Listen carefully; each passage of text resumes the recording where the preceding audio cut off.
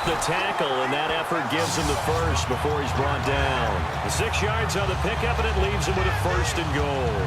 It's funny, partner. Le'Veon Bell, when he came out of Michigan State, when I go back and look at my analysis of him and what my grades were for him, thought he was a big-time player, great potential, but I didn't know we were going to get this player. I was used to a big, solid, thick running back, but now I've got a full package. And he's going to go down, sacked back at the 13-yard line. Terrell Suggs, the outside linebacker, drops him for a loss of 6.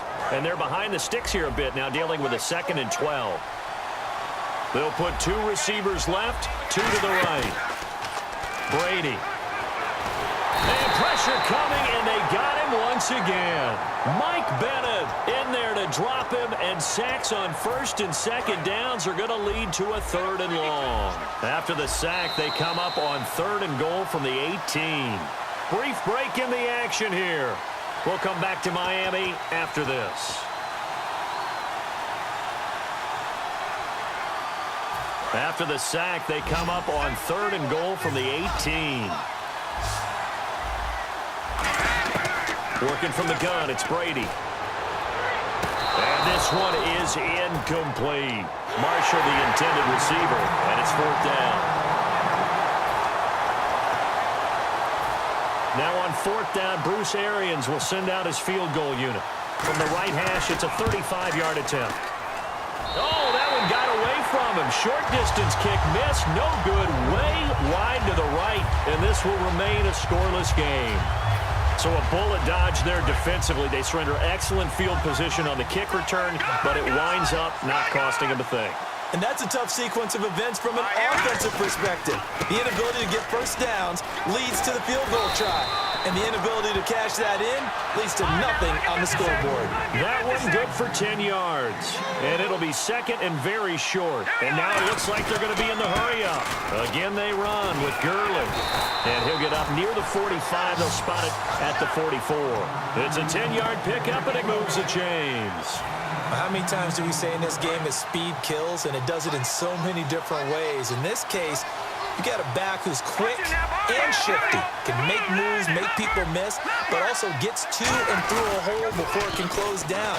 That's some of the benefits of that speed, not just outrunning people in the secondary. And that led to a really nice game. It's a pickup of 4, and it'll bring up 2nd down. Not a run that you're going to write home about, but still a good first down run. That's what an offense calls staying on schedule. 3 to 4 yards on first down, you're set up very well for the rest of the drive. Set! Green, 39! Detroit! Detroit! Here's McCoy. Ebron with it over the middle. The big fella. Touchdown, 49ers. Eric Ebron, 51 yards. And the Niners are able to cash in for 6. When they drew that up, I don't think they envisioned it ending in a house call, but he got it and took it all the way home. Really impressive run after the catch, wasn't it? That was really special by him.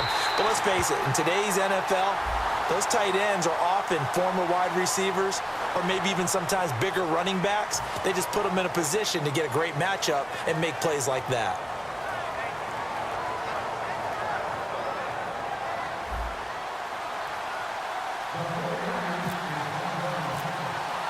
The 49ers ready to kick it away, and here we go. That'll be taken in the end zone. And he probably should have stayed in the end zone as he'll muster a return up to only the 14-yard line. Now the Steelers offense gets ready to get back onto the field. And they had compiled a pretty long drive last time. Unfortunately, though, it ended with no points after the missed field goal. And that can hurt the psyche of a team because as they drove downfield, you know you're never supposed to count points in your mind until they go up on the board. Looking for Floyd, and it's intercepted. Picked off by Landon Collins. And he'll take this down inside the 15-yard line. And San Francisco gets set to go here. And that recipe on their last drive that resulted in a touchdown looked pretty good, so they'll be hoping to do that once more. And it takes me back to when we sat with the offensive coordinator and the head coach. They felt pretty good about their game plan and thought there were some holes in the defense, and they exploited them the last time out. Let's see if they can come back and put together a similar drive. And we'll see if they can do just that. So nothing there, but maybe you blame that on the blocking. Yeah, at some point, you've got to win at the point of attack, and on that play, that was all the defense. They made it happen.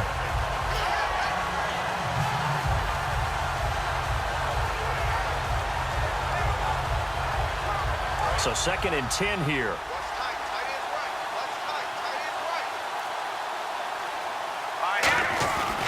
They'll stick to the ground game with Gurley. And he'll be taken down here at about the 11. Only a gain of a couple there. That leaves them needing about 7 here on 3rd down. Now hold everything here. We're going to get a timeout by the offense. It's just their first, so they'll have 2 remaining here before we get to halftime.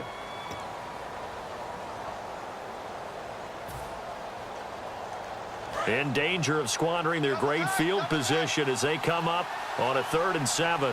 The one running back is Gurley. So 3rd and 7 and an extra defensive back on the field here. Definitely want to play coverage here.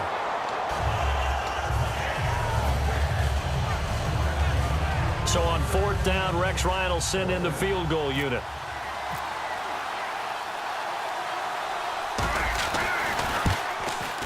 And Frank's kick is good. And the lead moves to 10-zip.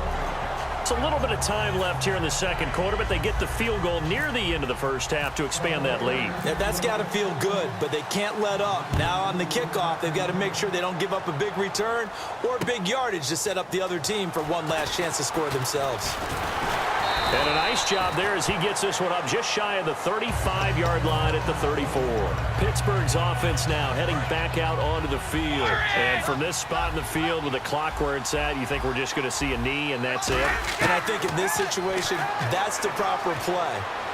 But we do know there's some risk takers out there that may want to take one more shot before the clock runs out. And a nice gain of 21 yards. Now whistles come in. We're going to get a timeout here by the offense. So as they take it over, we step aside.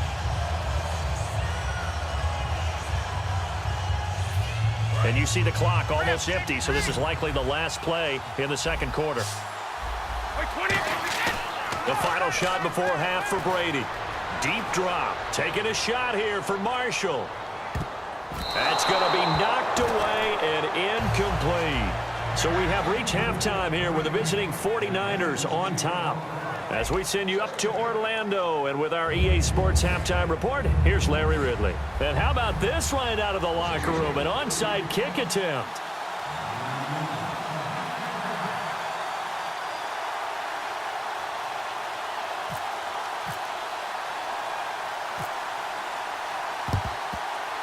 And the 49er hands team does its job. A very interesting call and one that backfires. I know they're losing, Charles, but boy, to start the 2nd half with the onside kick, risky. Felt like a sense of urgency from their side, coupled with, you and I both know the special teams coordinators, they sell their key plays each and every week to the head coach, don't they? And I'll guarantee he's been selling this one. We can get it, coach, we can get it. And that came together with that sense of urgency you talked about. He'll get about 4 here, down to the 43-yard line. Sean Lee, the Pro Bowler, there for the tackle. And that's exactly what you want on a 1st down run. Pick up 5 yards, bring up 2nd and 5. The defensive line, though, they've got to figure out a way to out-leverage the guys up front because the offensive line is winning at the point of attack. Now McCoy. And hauled in by Pitta. And they'll be inside the 35 now at the 34-yard line. They get 9 out of that one, and as a result, the drive continues. And when you're playing a quarterback with some experience and some moxie, you enter the danger zone when you decide to blitz him because if he's able to diagnose as he did on that play, he can hurt you downfield. He reads defenses so well, doesn't he? He really does, and the best part about that play for him, I don't think that was his primary target. I don't think so either. I think he had the read, figured out where the blitz was coming from, and went to a secondary target for a really nice gain. Ebron caught left side. Touchdown, 49ers. Eric Ebron, his 2nd touchdown of the afternoon. And the 49ers